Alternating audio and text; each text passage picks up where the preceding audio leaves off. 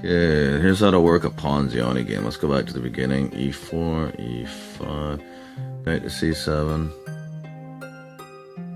I wish there was a better way to do this. Yeah, I don't have that kind of money. Okay, C5S. No. Okay, now I'm gonna win control of the center here on this trade-off, see? Bishop has to go back.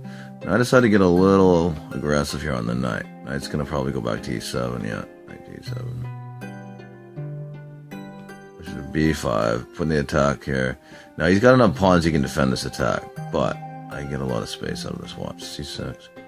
This is normal. I thought he'd capture back with a pawn, so I can kind of maintain here. I think this is where that might have been a mistake. Trying to get that extra development. May have been getting a little greedy there. He probably should have captured with his... well, not his D pawn for obvious reasons. Well, he could have came back with the bishop, but the B pawn would have been fine, I'm pretty sure. Okay, knight to F6. I just castled, by the way.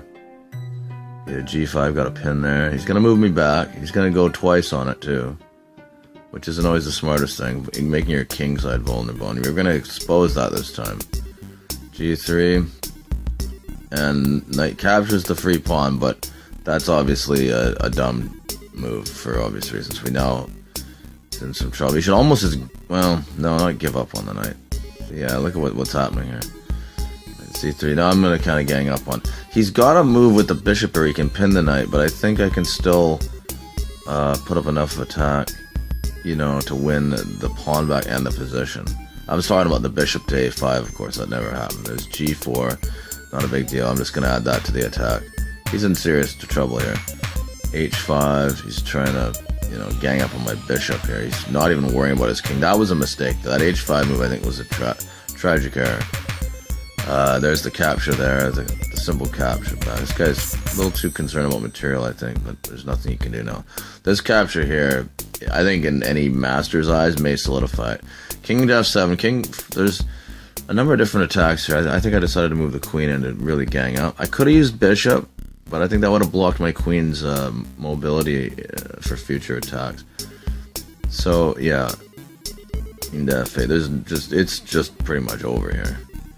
This is pretty obvious here. He doesn't have many escape routes anymore. Now, see, the problem right here was this knight. This knight was stopping it. Right here, I didn't have much I could do, and I was like, what the hell am I going to do? Like, I could set up. This rook looked tasty right here. I like this rook.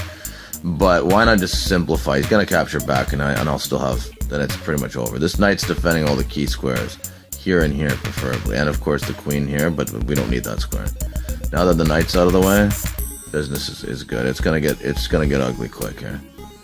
There's a check. He's gonna start going down now, and this is, you know, it's just one after another here. 5. Here's the rook, and I got that knight in there too. Remember how I moved that knight a while ago? Yeah. Knight. He's got just nowhere to go now, and this is two moves. You can see him. Pretty obvious. In fact, I think I could have actually done it the other way too, gone queen for queen and still checkmated with bishop. It would have been exactly the same because the diagonal is the key right there. As you can see, you can't move down because of these pawns. It's game over. It's checkmate. That's some endgame right there.